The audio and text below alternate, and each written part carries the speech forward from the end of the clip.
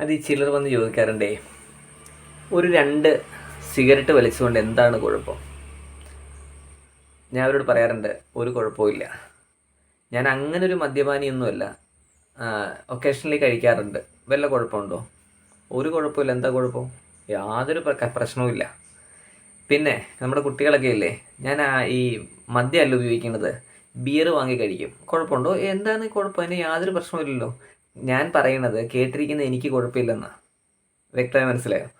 അതായത് നമ്മുടെ ശ്വാസകോശത്തെക്കുറിച്ചും നമ്മുടെ ഹൃദയത്തെക്കുറിച്ചും ആന്തരിക പ്രവർത്തനങ്ങളെക്കുറിച്ചും ഏകദേശം ഒരു ധാരണയുള്ള ഒരാൾക്ക് ഇത് ചെയ്യാൻ പറ്റുമോ എന്നുള്ളതൊരു ചോദ്യം തന്നെയാണ്.